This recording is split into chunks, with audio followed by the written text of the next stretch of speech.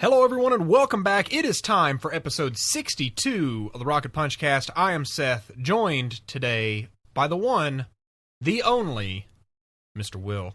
Howdy. How are you today, Will? I'm good, man. I'm not sick anymore. You're not sick anymore. That's so good. You're here. You're living. Unfortunately, Cameron has been banished to the Shadow Realm. Yes. We may send in a retrieval squad, but it's going to take some time. He foolishly accepted a Shadow game. He thought that his dual deck was ready. It was not. We stacked it with Pots of Greed, which are all illegal. It was the Pot of Greed. This card allows me to draw 2 additional cards from my library. Listen, when you have a deck that's all Pot of Greed, you're going to lose. You're going to draw out. You're going to draw out, yep. Anyways, we are here to talk about video games into microphones. As always, we're getting close to E3. I can feel it. We're over a month out, but we're getting there.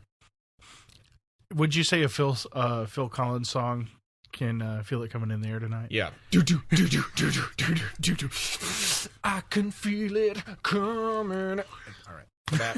We're done. That's it. That's all. I'm sorry, but that's all the butchered Phil Collins you get this week, folks. Yeah, so we are here. We're really excited to be podcasting. We are going to be kicking off a new event pretty soon called our Rocket Punch Road to E3. So definitely make sure that you stay tuned because we are going to be leading up to E3 with all kinds of speculation, predictions, expert analysis. Are we experts? I think we're experts. We've been doing it for more than a year, so yeah. We are experts. We are experts who talk about video games into microphones. Boom. It feels so weird to hear that. As long as it's not hashtag fake news. We're definitely not that. It's my favorite new thing to hear in like when a crowd exhibits its distress, especially like a crowd of nerds will tend to do this, and you'll just hear in the background like fake news. And it makes me laugh every time. No, my favorite thing is everyone's using that just for whatever they want. It's whatever, yeah. Anything that you don't agree with, it's just like fake news. So we are not fake news, though. We are expert analysis. Would you say that we're editorial? We have editorial moments. Yeah. Which is a fancy word for opinions, but yeah. Yeah. We have opinions about video games into microphones. Yeah, because let's be real, sometimes we don't get all the info early, so we get to make opinions. I'm going to tell you an opinion that I have. What's up? I think that ads are not cool. Yeah, I'm going to have to agree with you on that. See, we all agree on that. And I don't think that... This is a segue if you didn't catch it. I don't think that we had a good heart-to-heart with the whole Rocket Punch crew a couple weeks ago, and we were talking about ads, and some of our stuff on the website was monetized. All of our YouTube videos were monetized via ads. And there's been a lot of discussion recently. Like, I feel like it's a constant discussion that happens now between like YouTube partners and like with Twitch has its partner program, and there's just a lot of legal shenanigans that come along with advertising. And we don't make edgy content, I don't think. Like, I don't think we're out here. We're not doing the PewDiePie, like, say really outlandish Let me things. pay some guy $5 to hold some sign up saying some really nasty stuff. Yeah, we don't do that, and we don't try and draw in the views or the ears by doing that. We try and draw in ears with good content, right? But it's still kind of a matter of principle thing, and we've been doing Patreon for well over 6 months now. I think between 6 months and a year. And Patreon has been a great way for us to really connect with some of our biggest fans. So we made a decision. Ads are gone from Rocket Punch. There are no more ads across any of our platforms. YouTube, I selected all and demonetized everything. It took a long time there. I think there are 4 videos that are still monetized because of copyright strikes.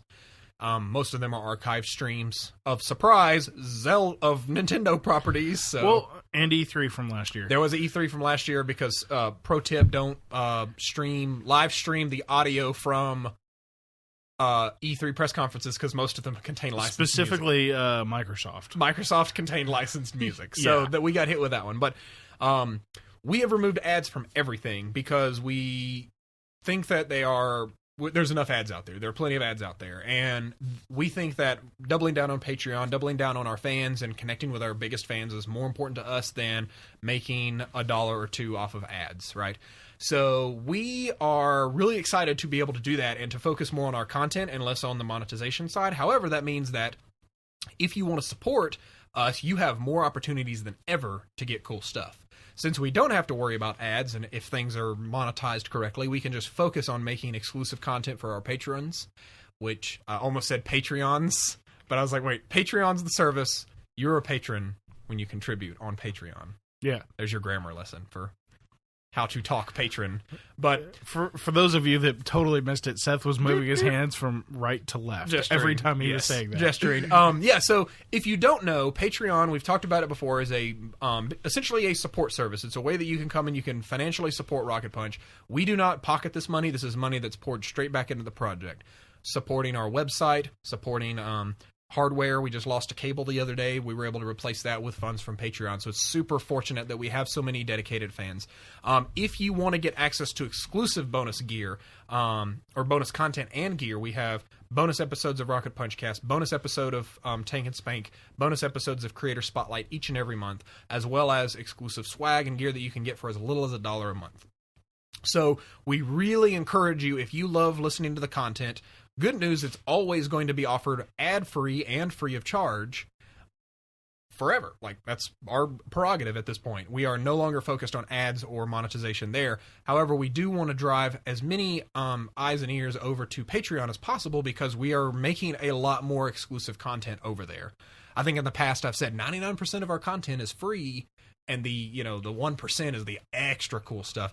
That might now just to like 95% of our content is free because we're going to be making more stuff for patrons.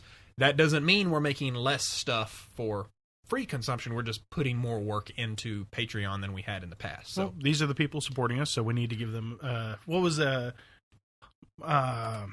sorry, I missed my All Might quote opportunity. The what? The All Might quote opportunity. My Hero Academia. Yeah. Everything he says is a inspirational poster waiting to happen. Exactly.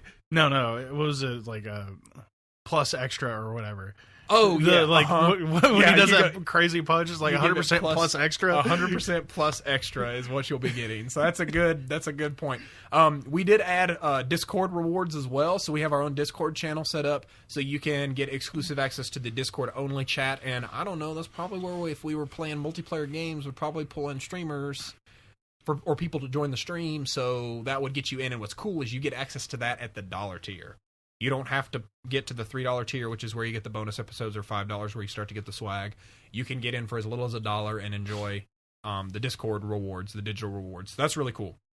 Yarg. If you want to read more about that, there's a post up over on rocketpunchgo.com. That is our website. Right at the top, you can head over there, and we kind of describe our thought process in getting there. And there's a link to our Patreon as well. But if you want to go there directly, it is patreon.com/rocketpunch. That is patreon.com/rocketpunch. Please consider $1 helps. The more you contribute, the more you get. So you get a lot of cool stuff out of it. But anyways, enough of that. Let's talk about what's going on this week. Take us through it. What do we got, Will? There's a lot of cool stuff happening this week. Well, so we all saw the Last Jedi trailer. It was amazing. I would agree. I do have one issue. What? Okay, all right, hold up. What is your issue with this 100% perfect trailer? Hashtag Scargate 2017. Hashtag Scargate 2017. I knew it was coming. Oh my god. They moved it. They moved the scar. They moved Kylo Ren's scar.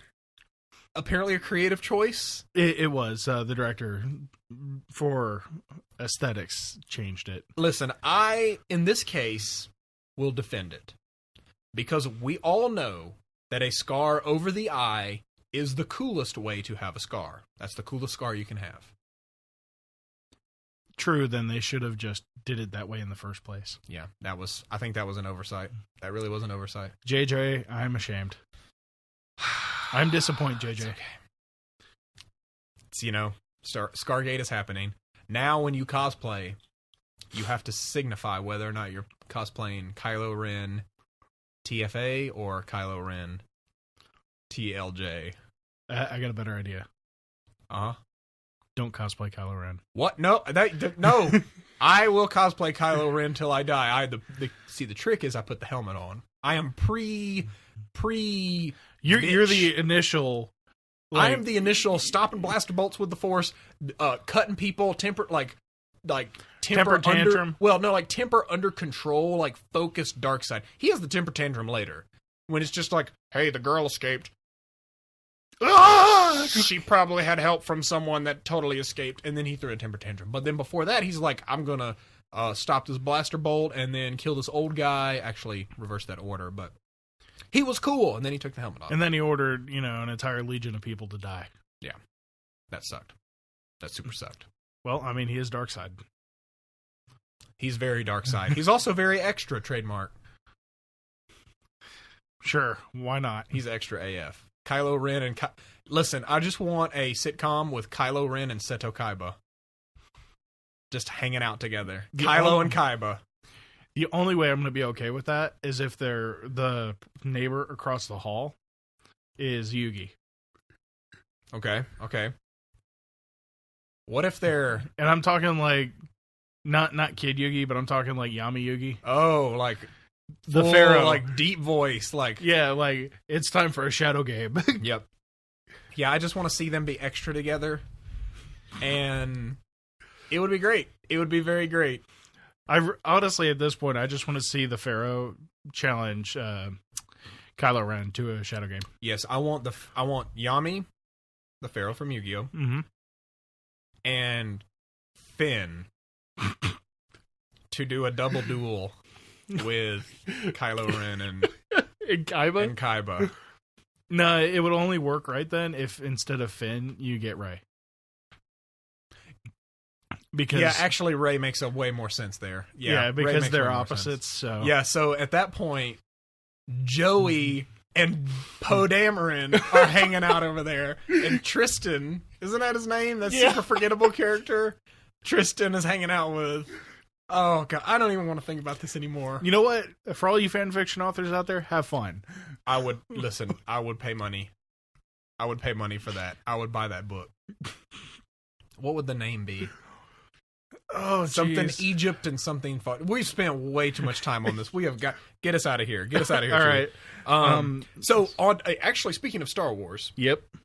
I have been reading further into the Thrawn book. I think I mentioned this last week. Yeah. I am well over halfway done with this book. I am not going to spoil any of this book. However, it is imperative that you read this book if you think Thrawn is cool, because he's fucking cool. I'm going to go ahead and tell you this. I finished it. He's cooler than you think. Oh, I know it. Like, and it's one of those things where this book definitely has a lot of the like military stuff, like the operations that he executes, but it also has this really interesting perspective of like the Empire and how the Empire is run and that type of stuff. It's really, really interesting. You also get to see some different characters that you see within Rebels. So if you're a fan of Star Wars Rebels, we know Thrawn is there, but there are other Rebels characters who are present in this as well that I didn't even know had any kind of backstory. So it was really cool to see that kind of pan out and flesh out in this. But that audiobook by Mark Thompson. Voiced by Mark Thompson. But yes, voiced by Mark Thompson. The book is written by Timothy Zahn. That audiobook is one of the best audiobooks I've ever listened to. It is, he does unique voices. They have Star Wars sounds throughout, background music. It's almost like a dramatization, but it's an unabridged audiobook. Right. It is so good. I would encourage you to go listen to the other Star Wars audiobooks that Mark Thompson has voiced. Yeah. Well, because he did the original Thrawn trilogy, right? Believe he did, but there's other ones that he's done, other books he's done as well, and they're all phenomenal works. Yeah. Mark Thompson, write it down, head to Audible. We don't have an Audible promo code. We don't. But get one of the other billion that are out there and get your free credit, your 2 free books or whatever the hell they do now, and get you a copy of Thrawn. And then get you another book that's voiced by Mark Thompson. Yeah, that would be good. Heir to the Empire. The OG. The OG EU. No. Go get the Hand of Thrawn. There you go. Yeah, I've been really enjoying that. You finished it. I'm on the high road to finishing it. Speaking of Grand full recommendation. Speaking of Grand Admiral Thrawn, his bodyguard is making some rounds. Yes, it's a rook, right? Yeah, we're gonna get the Nogri, and they are coming to Rebels. Yep. Now, listen, listen. If you haven't been watching Star Wars Rebels, you are doing yourself a huge disservice, because Star Wars Rebels Season 1 is very how do you describe it? It almost feels like season 1 of like not a comparison of quality, but season 1 of Yu-Gi-Oh, where the stakes were unimaginably low, and it was more like an adventure with friends. Yeah. And then as the show went on, the stakes get higher and higher and higher. Until it just hits, like, astronomical proportions. It's like, whoa. Yeah. Whoa. And, like, by season 3, they're dealing with some serious shit, like serious life or death things, betrayal, like unexpected allies, all kinds of crazy stuff. And apparently most of season 4 is going to be serialized, which serialized means that the episodes will be in linear order. So, like, episode 1 will end, and then episode 2 will continue the story, whereas traditionally you have a non-linear show, like Star Trek is a great example, where it's like, you can come in and watch an episode whenever, and for the most part, nothing really changes. They may have, like, big landmark events. Right. But you'll never really see a major character die off. If you do, it'll be an event, but, like, you could watch an episode from season 8 or an episode from season 2 and still pretty much get the gist. Whereas season 4 is apparently going to be fully serialized, where if you miss something from the previous episode, you will kind of be lost. It's one continuous story. I have a suggestion. If you have iTunes out there, just get the season pass. Get the season pass. Get the collection. I'm waiting for, like, the super collection of Rebels. The thing is, I've been buying the season pass for each season. Oh, okay, so you already have it. Yeah. I'm waiting for the super collection because I know that it's going to be great. But yeah, I mean, Thrawn was in the last season. He was very Thrawn-like. And this one, yeah, his bodyguard is something. Rook is something. Well, they're essentially like the Navy SEALs of Star Wars. Yeah. So very much. I mean, what's really interesting is this year, I think that this year specifically, Star Wars has taken a very interesting turn to be more from the perspective of the Empire, right? Like, Admiral Thrawn. There's a Thrawn book. We're now getting more focus on the Empire with Battlefront 2. We talked about this last week. You're going to be playing from Spec Ops. Well, to be fair though, for your point, the Empire has not been very well explored. So it is ripe for story and more moolah. Yeah. Oh, yeah, I mean, more moolah, but, like, I think that the people that are working on it are super excited to explore that. Because, yeah, reading the Thrawn book, you are rooting for these people in the Empire, even though you know that their quote-unquote big wins are destroying the Rebels on the back end. Like, the Rebels are getting devastated by some of the stuff that they're doing. Yeah, but Thrawn is technically Chiss Empire first. Well, yeah. I mean, but, like... I mean, he's for his own people. Even some of the stuff on Coruscant, is like you're rooting for these characters, but they're not the good guys. Like, it's really interesting. I love it. Yeah, no. I love because I think I can't attribute this quote specifically, but the every villain's a hero of their own story. You see that really well, I think, this year from Star Wars, and it's not too dark. I don't think that Thrawn does some pretty total victory moves, but, like, nothing like. Well, and even then, he avoids needless casualties. Yeah, he tries to just get the victory and not kill everything in his wake, which, I mean, that's respectable. He's after the same end result. Everybody else is willing to blow up planets to do everything, so. And he's over here like, there's a better way, right? Yeah, there's such a better way. Also, I just want to point out real quick while we're on the subject of Star Wars, I want you to go back and rewatch that scene from Rogue One. You know which one I'm talking about, the hallway scene? Listen, there is a segment where that I think the statute of limitations of Rogue One is up now, right? It should be. It's been out on Blu-ray. It's on Blu-ray. So the Darth Vader hallway scene, every time I rewatch that, I learn something new about why Darth Vader's the best. He literally uses the Force to push someone into the ceiling. He then walks past this person. They're still strapped to the ceiling. He then does a backward saber spin, like not even looking at them. He, like, spins the saber behind his back up to basically go across this person's torso, and then they fall dead to the ground. Darth Vader's the most badass villain ever created. There is no way to deny that. Or how about the fact that he was literally standing in a vacuum? And it's like, yeah, what else? I got this. Yep. Darth Vader's the best. He's the best. Yeah. Anyways, enough Star Wars talk. What have you been playing this week? So I started replaying Halo Combat Evolved. Halo Combat Evolved. Why? I've been going through some old audiobooks, and the Halo series came back up. Fall of Reach? Yeah. Good. Fall of Reach, The Flood, and... First Strike. Yeah. So how do I remember that? It's been at least 2004. Years. 2004 is when they were made. It's been over a decade. Yeah. I can't. Okay, continue. Sorry. Yeah. So anyway, I have a decent drive to work. So audiobooks are typically how I keep the mind moving while I'm sitting there driving. I don't like to energize my mind. No. Is that why you play things like Dark Souls? I'm sorry, I can't. We'll get there. I was trying to be a jerk about it. I'm like, nah. We'll get there. So one thing I noticed, if you switch to OG graphics, it's like, okay, cool. You know, it's OG Xbox. It's expected. It looks kind of bland because I'm playing on a 1080p screen. I switched to the new Combat Evolved, like 343 Industry stuff in the Master Chief Collection, and he goes from like normal proportions to the tiniest like midget hands I've ever seen on a normal sized person. What is going on over at 343 that they can't figure out hand size? Like, literally, they could have just sketched better graphics over the old frame and been okay. I mean, right now, tiny hands are in. Really? On a presidential scale. That's all I'm going to say. Oh, jeez. We're ending it right there. It's a tiny hand joke, and we're in and out. But, yeah. No, it's just like, and here's the thing. They've got the scale of the hands right when you're first-person view, looking down your assault rifle, everything looks good.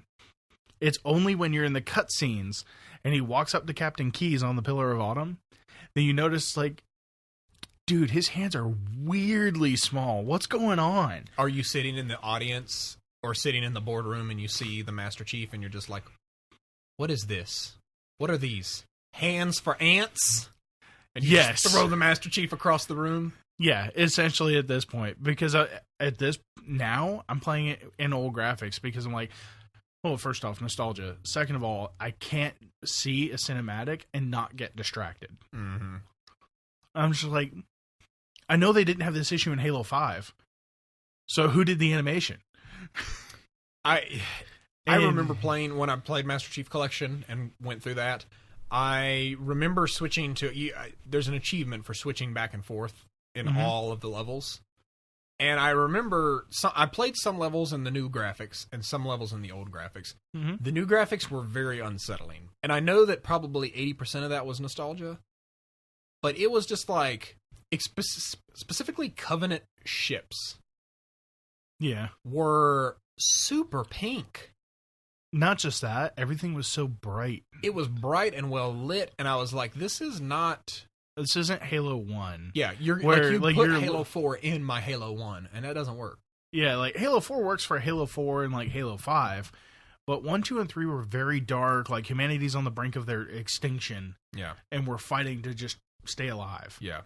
Versus like, oh, hey guys, we're beating the Covenant back. We're winning. We got more Spartans on the way. Don't you worry. Yeah. Which is like 4 and 5. So it's like, wait, no me gusta? Yeah, I'm glad that they allowed the option to switch back and forth. Yeah, so that I can immediately switch to Classic. Yeah, I'm right there with you. Because at this point, it's like, no. No, thank you, no. Mr. Superman, no here. No, Mr. Superman, no here. Well, that's cool. I mean, I think it's good to go back and play something you really are attached to. That's my Half-Life. I'm doing another Legendary run is what I'm getting ready to do. Preparing. Yeah. So of all these games and you're playing Halo. Hey man, best time I've ever done is 6 hours on Legendary on Halo 3. Can you beat it? We'll find out. We'll find out. There won't be a stream because my internet's too crap for it. Oh, well, yeah. I mean, rip. But I'll set a timer on a day off and go. You could do it. But, yeah, so as far as me, I have been playing Dark Souls 3. Because I don't have a billion other games to play, for sure. Like Legend of Zelda or, what's this new Mass Effect? Mass Effect, Legend of Zelda, Horizon, which still hasn't been finished. I just got a PS4 Pro. Woo! I got a 4K TV. Woo! Go ahead. Be like, oh, Seth, he's coming to the Sony side. No, I'm not coming to the Sony side. I'm just waiting. I'm getting ready. I'm getting my body ready for fake. I'm using fake 4K to get me ready for the real 4K that's coming with the Scorpio. See, I feel like you should have skipped everything and gone 8K. 8K. Because, for we are mighty. You are weak and we are mighty as rub nipples. Oh, God, that video.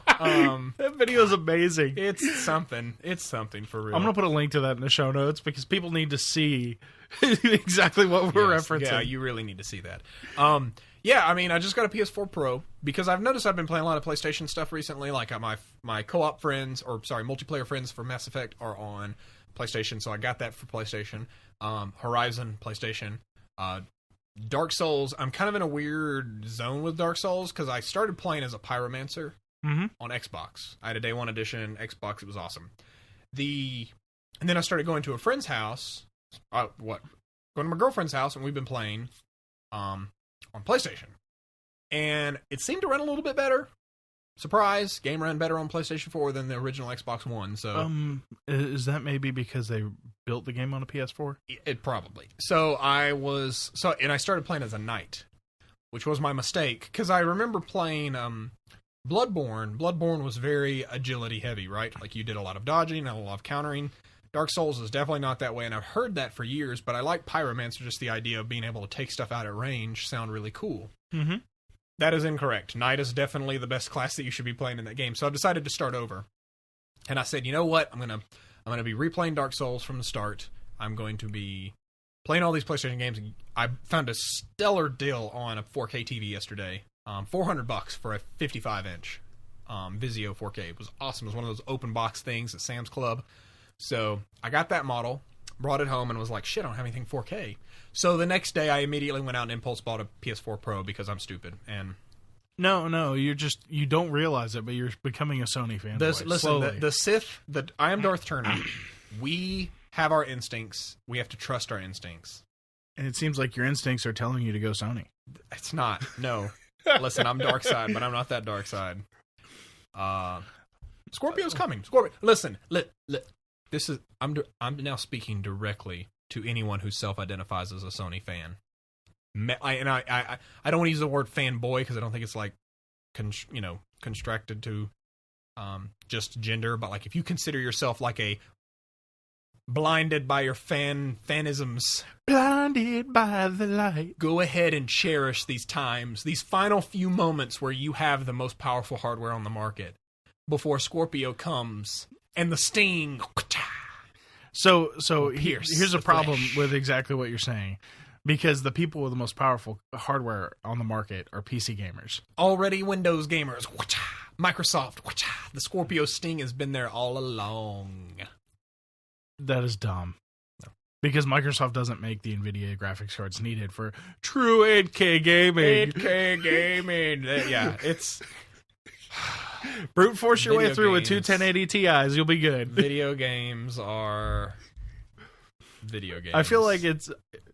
Honestly, at that point, if you're rolling two 1080 Ti's just to try to push 8K video, good luck finding a monitor that can handle that for under 10 grand. Yeah, this whole experience has been very revealing to me. And like, Scorpio is going to come out. I'm probably going to get a Scorpio within the first year, if not on launch day. Depends on their game. Well, I mean, we all ended up getting PS4 Pros within the first year. It's, I hate to say it, but it's working. And sometimes it's not bad. Like, it's not bad for a dastardly plan to work. Because in this case, we're getting 4K gaming 3 years before we would have normally gotten it. So it's not a lose-lose situation. Well, not just that. I mean, really think about it. 4K console gaming, sorry. Right.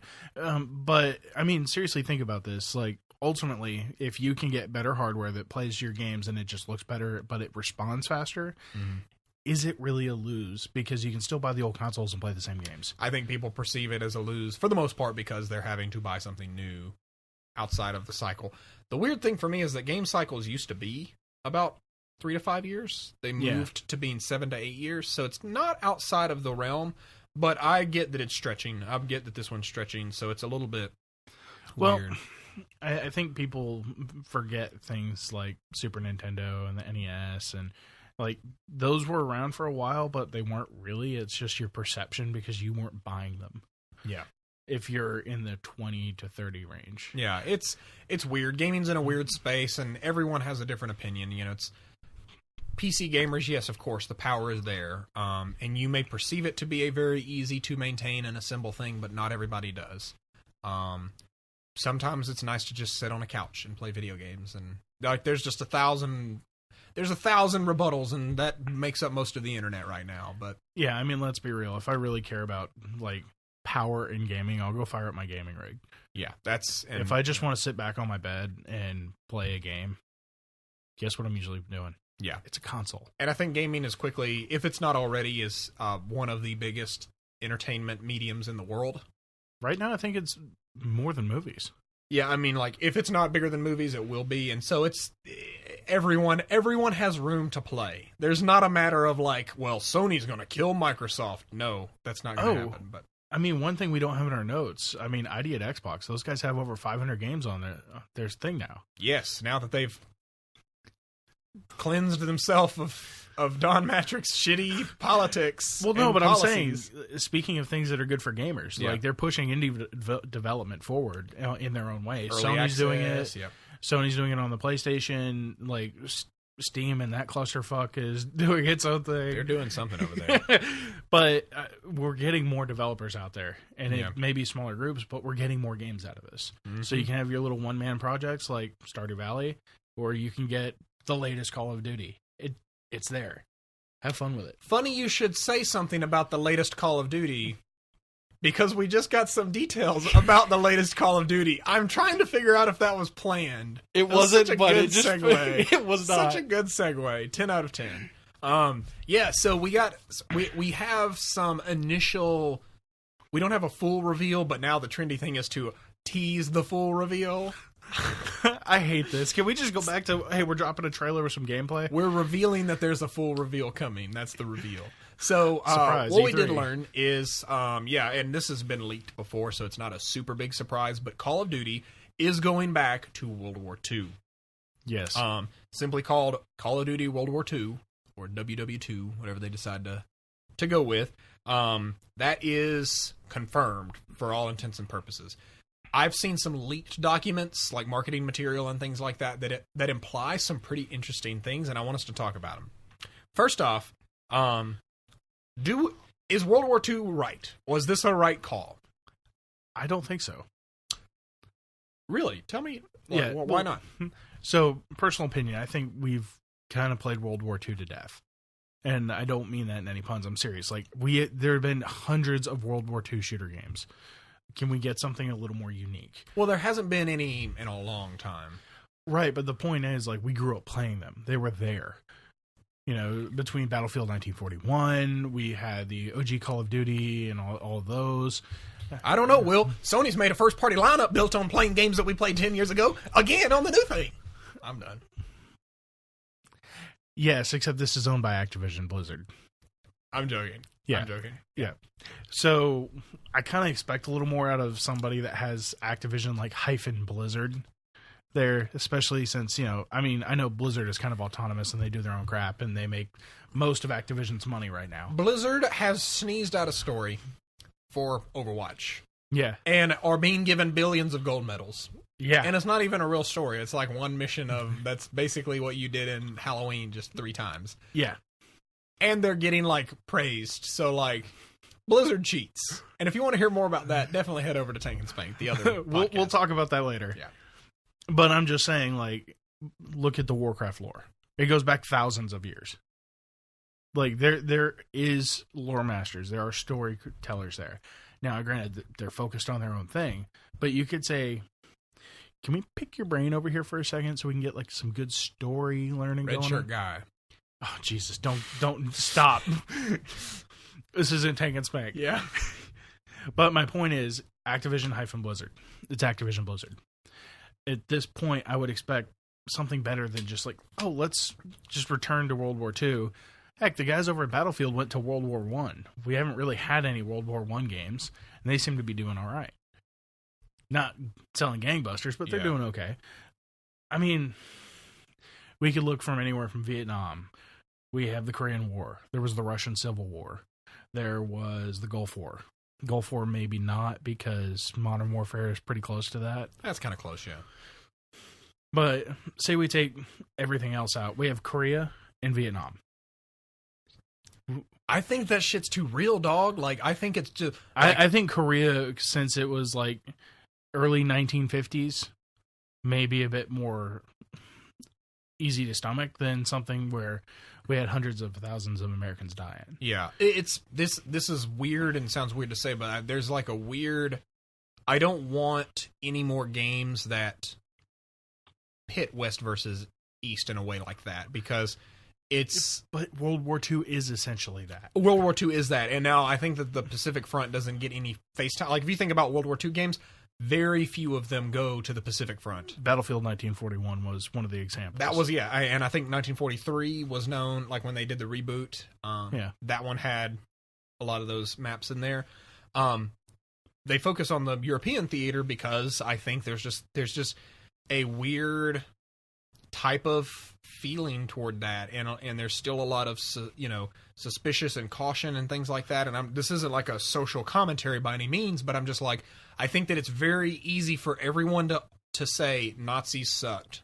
They were bad. Well, yeah, they suck. They still suck. Yeah. I mean, let's be real. You killed millions of people just because they didn't look or talk like you. Yeah, and so like going back to World War II, I think they're definitely going to focus on the European theater. Now, the follow-up to this is, what do they need to make this work? Call of Duty's kind of been in a weird place for the past couple of years. I would say ever since Ghost, they kind of, have been in ghosting, for lack of a better word, in and out of kind of things. And for me, Ghost wasn't that great, but Advanced Warfare was where I not Advanced. I'm losing track of this shit now. Infinite Warfare. What's the newest one? I don't know because I haven't played since Modern Warfare 2. Infinite Warfare is the newest. Advanced Warfare was the one with Kevin Spacey. That was where I fell off because that multiplayer was very heavy on that high mobility Titanfall stuff. And I think that works for Titanfall. It did not work for Call of Duty. Mobility makes a lot of sense when I am having to navigate around giant mechs. When I am playing Call of Duty, I do not want that. So I'm actually excited by and intrigued by the fact that they are getting back to basics. They're going to go back to Call of Duty is a gun game, not a bunch of airstrikes and bullshit. Like, I'm really excited because this feels like it might be another World at War, which World at War was super duper underrated. But what do you think? What do you think this needs? What do you think that they need to make this succeed? A 10 to 20 hour campaign with a solid story, unlike that's not been seen before in a Call of Duty game. Right on the head. I mean, we need a massive campaign, and we need. Actually, you know what would be great? If we're going back to World War II and it's going to be European theater, why don't we do the campaign that General Patton had? Do that. Start in Africa and push your way up in Italy and then around. Yeah. Pull General Patton's campaign, because then you get to pull in an amazing general who was a giant egomaniac and an asshole. So you got that guy who can be like, well, you're going to go do this and blah, blah, blah. So you can get that jerk telling you what to do. And then at the same time, you get to fight Nazis, which everyone loves to kill Nazis. I mean, look at Wolfenstein and all that other stuff. Great American pastime. So kudos there. Plus, then you can take it right up to after D-Day and go around that all the way up into Germany. Yeah. Oh, I mean, listen, World at War, the last mission was the worst Call of Duty mission I've ever played as far as difficulty because of all the fucking grenades that they threw if you were playing on veteran. However, the rush that you felt at the top of the, is it the Reichstag? The Reichstag? I don't remember the name. It's the name of the Capitol building in Berlin. And you like run up there and you like rip down the Nazi flag and you put up the Russian flag because you're playing as a Russian. Right, because the Russians beat the Americans there. And it's like, you are hyped. And I'm just like, man, I hope that they encapsulate that as a final mission. But I totally agree with you. This needs a Band of Brothers level storytelling. Like, it needs to be very focused on the squad and their stories. Yeah. It needs to be. It needs to have. Of course, it needs to have the. We need something. Set piece moments. We need the set piece moments. Hell, bring in Steven Spielberg if you need someone to kind of tell you how to do that. He kind of invented the World War II. Yeah, I know. That's why I'm saying it. Cinematic approach. I don't know. You could do a Saving Private Ryan-esque story if you needed D-Day to. is going to be in there. D-Day is. I will bet my bottom dollar that D-Day is what they show at E3 this year. Do you think they start with D-Day? That'd That'd be a strong start. Like, you mean the first mission of the game? Yeah. I wouldn't put it past them to, because I have known them to go straight to the meat during the first mission and then do the flashback, how we got here type of thing.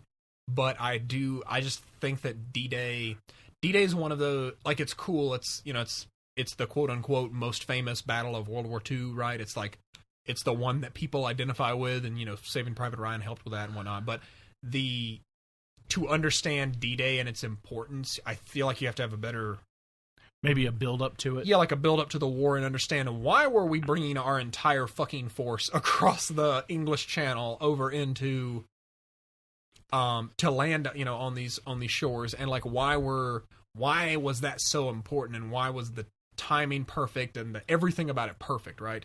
I feel like if you have a little bit of that context beforehand, it would help. But also, if you want to know more about that, go watch the movie Patton. Yeah, because they do talk about that. Boy, a lot. if you want to watch documentaries, let me tell you. Well, that's not a documentary, but it's not. But like, if you want to learn about some shit, there are two things you can learn about in life without ever stepping foot in a classroom. That is space and World War II. There's plenty of shit for you to watch out there. Like, there's plenty for you to watch. I know. I'm just saying Patton because I really feel like that would be an amazing story to follow. Yeah. Well, and we'll see. I think that would be a good thread that would be common throughout. We'll have to see. The full reveal is coming up. But I agree with you. The story's there. But one of the things that makes World War II so great is I think its weaponry was very iconic, right? It had some of the most unique and memorable weapons of all time, I think. Yeah, I mean, you have the Russian Mosin-Nagant, you had, the M1 Garand. Listen, folks, we have just sailed directly into Will's prime waters. We are in Will's zone now. Hey, man, I like firearms. I like things that go boom. Hey, that's okay. Let me ask you, what do you want to see? What do you want to see in this game as far as weapons are concerned? So, I'd love to see long-range rifles, but I don't want this crap-tastic modern zoom stuff. I want, like, the old glass. I want it to be tough. I don't want these kiddies to be able to 360 no-scope you. I want that gone. I want this to be like you're sitting there waiting for that one shot. Mm-hmm. But, I mean... help me remember this. Behind Enemy Lines? Nope, that's not the name of the movie. Nope. I'm trying to remember the name of the movie where the two snipers are trying to kill each other. I think there was actually a scene in Saving Private Ryan that involved that. I remember there's a scene, but there's a movie that entire movie is like this expert Nazi sniper is trying to like take down this American one, and I cannot remember the name of this movie. I can't either. To save my life, and I hate it. But I really think, because All Gillied Up is probably considered one of the greatest first-person shooter levels of all time. Yeah, fair. All Gillied Up is right up there with Halo, level 2 of Halo Combat Evolved, like. I don't know if I would put Combat Evolved up there as far as story missions. Well, I'm talking about like the second mission of Halo where you get the Warthog and you're driving around Halo. I would almost say Truth and Reconciliation was more important in the Halo game. Okay. Well, anyways, like, it is up there. It is a top tier story mission for shooter games, right? And it showed that there's a lot more to shooting than just shooting, right? Right. I would like something like that. I want a cat and mouse game with some Nazi snipers, like where you're literally playing the like trying to anticipate just to catch them. Mm-hmm. You got to catch them off guard. That would be really cool. That of course brings in the Springfield, which was the weapon of choice for American snipers. It wasn't by choice. That's just what they had. That's just what they had, and it worked really well. Yeah, you'll find that's the common theme throughout a lot of things. So. Yeah, the Mosin-Nagant, what was it? Designed in 1898 and 1903. Guess what? The Russians were using that up in the 1960s. Yeah. So they had like more modern replacements on the way, but they literally used that because that's all they had. Yeah. It's going to be interesting. The M1 Grand's going to be there. The Thompson's going to be there. Of course the Tommy gun's going to be there, and of course the M1's going to be there. And I guarantee you, if they don't get the ping right for the last round on the M1, there will be people rioting in the streets. They're going to get the ping right. They are. I think that this is where they started. Call of Duty started in World War II, so this is not like a new thing for them. This is a return to form, if anything. But we'll have to see. The full reveal is probably coming around E3, maybe a little bit beforehand. I can't remember the exact details, but we will be getting some new details on that soon. There was one thing I mentioned earlier I heard a little bit about in some leaked documents. Again, this is all rumors, potential leaks. That is it. Enemy at the Gates. That is the movie. Will just looked it up. Thank you so much. Enemy at the Gates. Very good sniper movie from World War II. And that was a Russian and a Nazi Germany. Sorry. Yes, you're right. It was a Russian and Nazi, not an American. So my bad. It's been a while since I've seen it. I said the American part. Oh, okay. That was me. The leaked documents that I saw also implied a standalone co-op experience. Which, I mean, I feel like there's not enough co-op right now. There needs, in a game like this, especially if they're going to focus on the Brotherhood type of approach with World War II, it needs some kind of co-op, and I would love to see the return of, I don't know if you remember the Spec Op missions from Modern Warfare 2. Yeah. Very difficult missions to get gold medals on, and I remember putting at least 10 to 15 hours in those missions. If it's that level of quality, yes. Bring it. Bring it on. I'll consider going. I'm considering going back to Call of Duty for this. Like, this could get me back in. We'll see. I need more. I need to see more. Yeah, before we need I a can full make reveal. It. We need a full reveal, and we're definitely not going to pre-order it, right? Don't pre-order shit. No, I'm only certain franchises get away with that with me. Pre-order shit. Don't do it. Just don't. If it starts with World and ends with Warcraft, don't even pre-order that. Oh no! I'm sorry. With them, it's pre-purchase because you can't return it. Yeah, there's no returns ever. Okay, so World War II, Call of Duty, that is great. However, we have two things have kind of happened in the past 2 weeks. We're about to, come on everyone, get your tickets ready. We're about to board the Nintendo train. Ah, jeez, yeah, again. Two things happened with Nintendo over the past couple weeks. One, they discontinued the NES Classic. Yep. In what I think is the dumbest Nintendo decision I have ever seen. They discontinued the NES Classic. And like the hungry fools we are for more Nintendo bullshit, the rumors of a Super Nintendo Classic surfaced this week. So just as soon as the one we have, as soon as it's gone, we're like, oh, there's got to be a SNES Classic, right? And I'm SNES, Super Nintendo, get ready. I use that shortened term a lot. So, a SNES Classic is apparently rumored for release this year. You know, after this, do we get the N64 Classic? There will never be an N64 Classic. I would think that the SNES Classic is where you stop that train, for sure. Are you sure about that? Actually, as you say that, I'm thinking about like the John Cena face. Are you sure about that? Now, let's be real here. I would buy the shit out of an SNES Classic. I'd probably pick one up as well. It has what is, in my opinion, probably the best collection of games prior to our current console generation. When you think about just like games and how long they've lasted, like there are some games that lasted through the 360 and PS3 era into our current era, but there are franchises that Nintendo has from that are still strong today. Zelda, Mario. Yeah. I mean, I don't know if I think I've said this before. There is nothing fucking wrong with Legend of Zelda: Link to the Past. That game is flawless in every form and fashion, and it essentially invented the Legend of Zelda series in the idea of what we have today. Zelda wearing the pink dress. Light, Dark World, that type of stuff, all invented by that game. That game has to be on here. No, I'd agree with you. But is it time? It doesn't matter if it's time. Well, no, hear me out. We can't have a repeat of the NES Classic. Stock issues everywhere. Well, but the NES Classic was a huge success. They sold. The best thing you can do as a company is create a set number of a thing and then sell them all. That's the best thing you could do. So the fact that there wasn't any stock wasn't necessarily a bad thing for Nintendo. That's what they wanted. They wanted it not to be a lot of stock. They wanted demand to be high, and they said they had a document probably in 2015 that said we need to sell this many of these. And they said, okay, we'll do that. Was it a high enough number to meet the demand? Of course not. But all I gotta say is if you bring out something that could have Chrono Trigger and A Link to the Past on it, you better have millions available for sale. So here's the question now. stock issues aside, what needs to be on this thing? We got 30 games in the NES Classic. Yeah. And they were strong contenders, very strong contenders. Mm-hmm. What needs to be in a Super Nintendo Classic for us to get even more hyped for it? All right, you gotta have Super Mario RPG. You gotta have Super Mario World.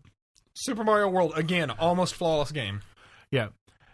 You're gonna have to have NBA Jam on there. NBA motherfucking Jam. It needs to be there. From downtown. Hello from downtown! Yeah. I wholeheartedly agree. Yeah. We need Chrono Trigger and Tetris. Yep. You're thinking. You're pondering. Mighty Morphin motherfucking Power Rangers. Ah, man. I'd like to think that would be there, but it won't be there. No. I feel like a thing like that, like Turtles in Time. Those two games should be on there. They should be on there. I don't think Nintendo will do it because they have to pay license for those. And why do that when you can pull from your own back inventory? Pull from your own back inventory or something that would be way cheaper. Like Ninja Turtles and Power Rangers are very valuable licenses. They are still being. You could charge $100 for an SNES Classic Edition, though. You could, but especially if you had the best 30 games. That's true. That's true. I mean, here's a couple of things I think that are standard. Have to go with this. Earthbound. Right. Yeah. Dear God, get Earthbound on a standalone thing. You could just sell a $50 standalone Earthbound box and people would buy it. Like, Earthbound's a very good game. That has to be on there. Mega Man X. I mean, the Mega Man game. Yeah, no. That Mega Man 2. That's mandatory. Yeah. I think Kirby Superstar should be on there because Kirby Superstar is the greatest collection of Kirby games ever. And they, like, you just have one seat and Kirby's done. Like, you finished with Kirby. So I'm going to tell you right now, you put Kirby Superstar on there, and I think Cameron will literally have a heart attack. Yes, Kirby Superstar is one game that gives you 8 games, and it's literally all the good Kirby games. I know, I'm just saying, we will literally lose Cameron. I don't know if... We lost Cameron long ago to the Shadow Realm. No, but we can always retrieve him from the Shadow Realm. If Kirby comes out and his heart explodes, there's no coming back. Hopefully not. This is a personal one just because I never got a chance to play it, but with Stardew Valley, I'd love to get my hands on Harvest Moon. Yeah, I the can original see that. And see how it played. I know that was a big one as well. Street Fighter 2. Again, you could ship a box that just had this on it. I think they're about to do that for the Switch, aren't they? They are about to ship that for the Switch, but I think that it would. How old is this game? We're still playing it. We're still playing. Street Fighter 2 Turbo is what it will be, and it will be a great addition to this collection. What about you? Do you have some more? Oh man, you know what? Star Fox. Original Star Fox? Yeah, why not? I've played it. Sure. Sure. Yeah. Your face. Sure. You can't see the level of cringe that his face is experiencing right now. Star Fox, listen, Star Fox is, the unpopular opinion time, Star Fox is flawed from the start.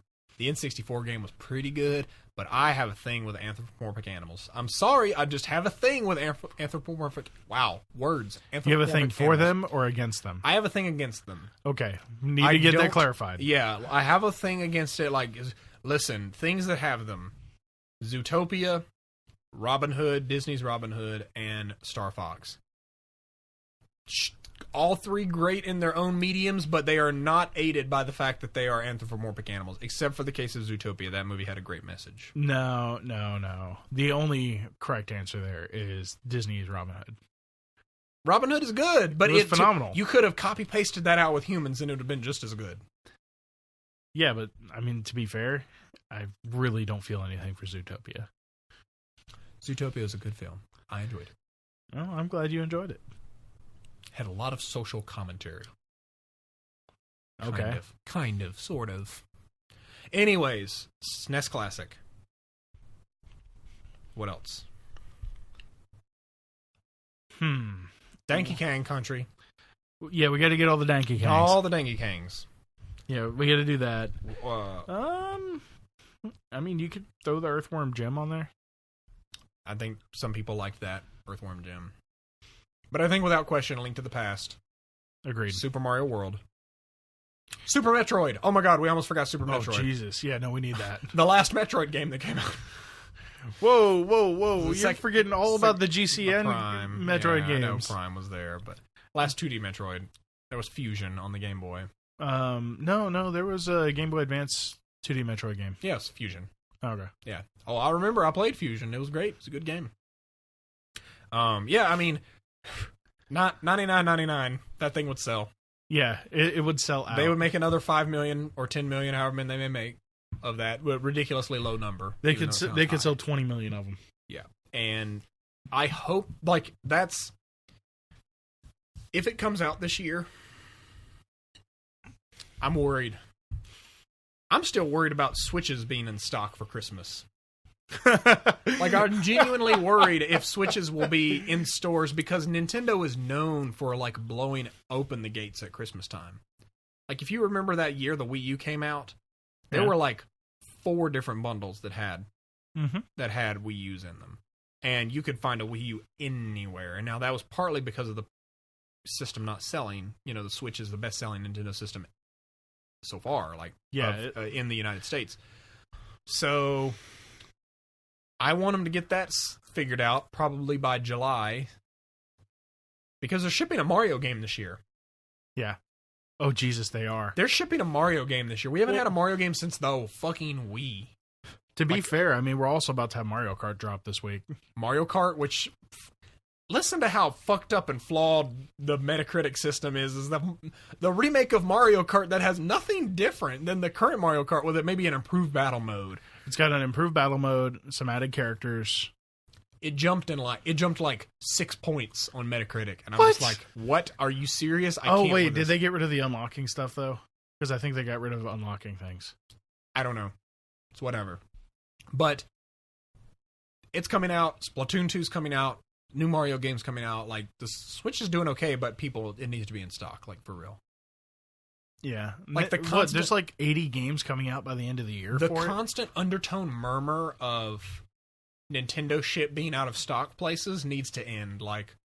It really does. But here's the thing. If it's being out of stock places because it's selling meteorically, I mean, that's not something that anybody can control. Nintendo controls it. No, hear me out. They have a full-on production line, and if it's running nonstop and they can't keep up, there's nothing that we can do to make that better unless they build another factory. That's true. And Nintendo's not going to do that for one console. I just think it's dumb that they discontinued the NES Classic. I think the demand is... That should be a thing that is on every... That should be a thing that's on an end cap that's just full. There should be pallets of these things at Walmart. Oh, yeah. They're the perfect...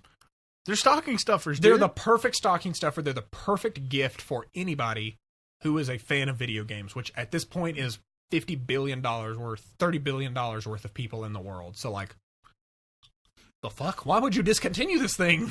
Literally the thing that resurrected the game industry. And what's worse is, it would make sense to say, hey, we are discontinuing this, but here's Virtual Console. There is nothing. I hate to say this, but if you wanted to go out, if you don't own a Nintendo console, and you wanted to go out and buy a new Nintendo console that could play Super Mario Brothers, you would have a difficult time. To be fair, you could track down a 3DS, probably, or 2DS. I was going to say, I think they haven't been making 3DS units. I saw a ton today.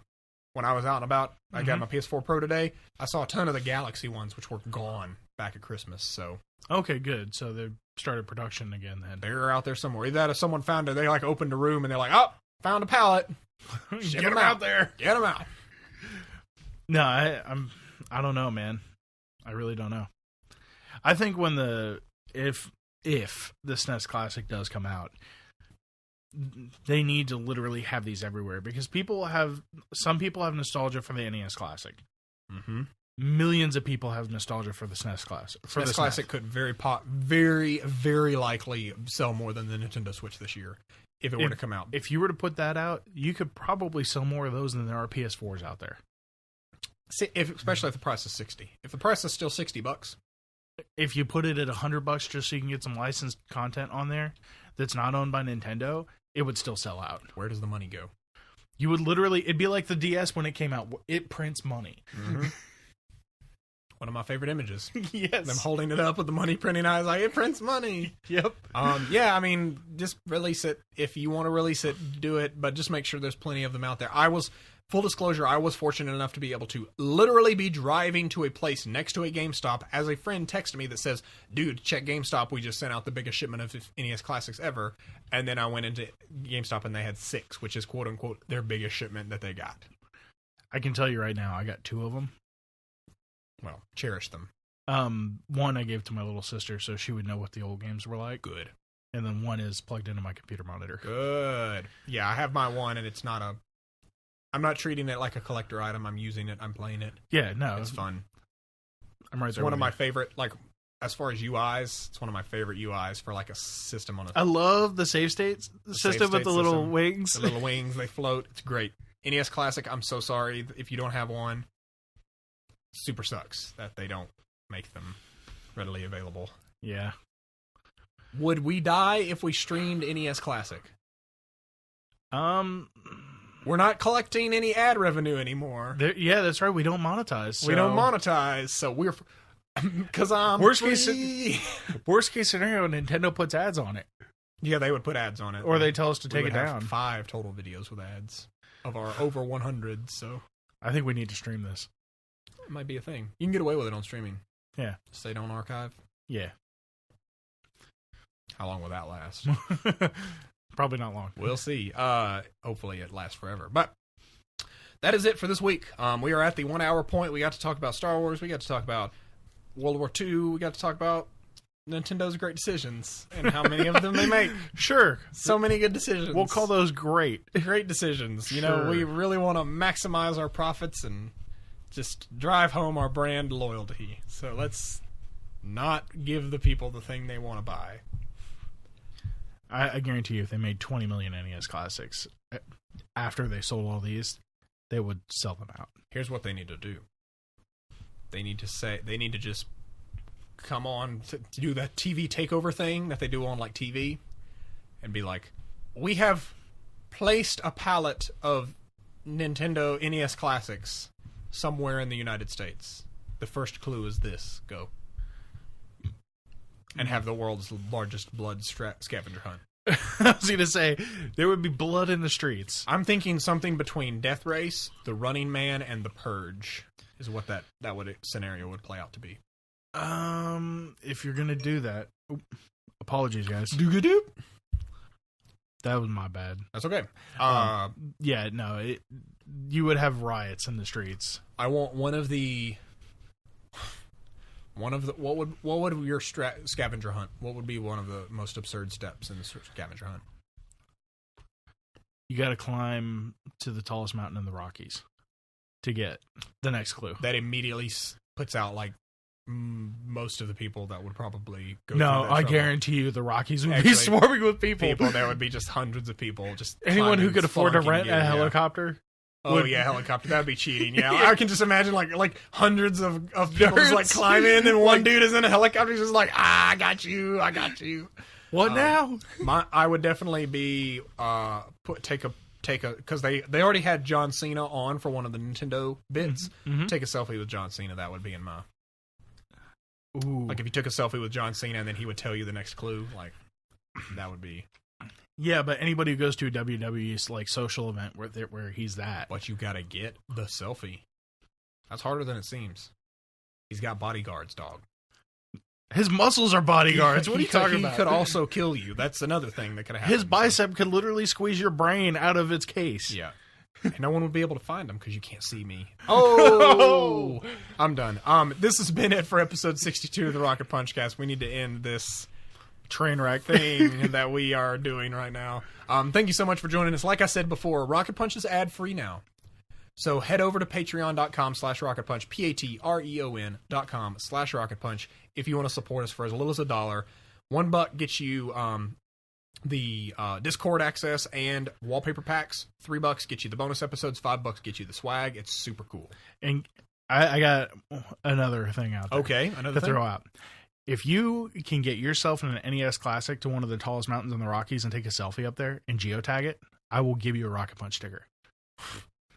Yes, we'll give you 3 Rocket Punch stickers for that effort. Well, I was going to say, I would pay for it. Oh, you would pay for it. Yeah. I mean, I will send you 3 Rocket Punch stickers if you take a picture with the NES Classic and the selfie and like social post media it on tag Twitter us. and tag us in it. That would be pretty dope.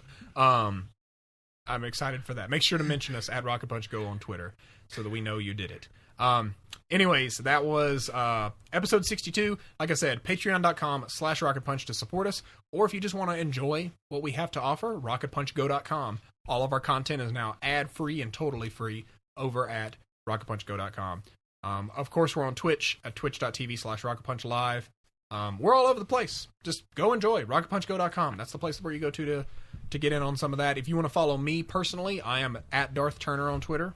Will? I am at CT Gamer. At CT Gamer. So what can we expect from following you on Twitter?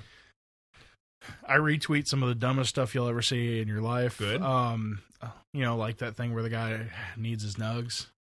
Yep. That. Lots of video game crap. And, you'll occasionally see stuff from my Switch pop up there. For Dank JoJo's memes and Star Wars shit, come on over to @Darth Turner. Rip Meverse. Rip Meverse. I miss you. I miss Meverse and Vine, 2 greatest social networks of our time. I could at least agree with the Meverse. Meverse and Vine. I miss you. JoJo's Vines were the best. We have a post about JoJo's Vines on rocketpunchgo.com. So it's true.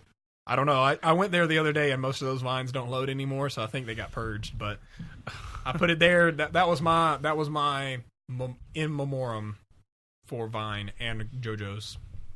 JoJo's is still going because it's the greatest anime ever crafted by human hands. Toriyama would say something about that. No, it's the greatest anime.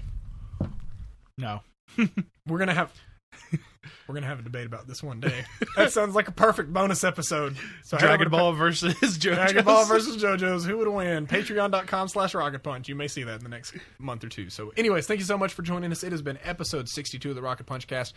Thank you for all of our patrons out there. Until next time, farewell.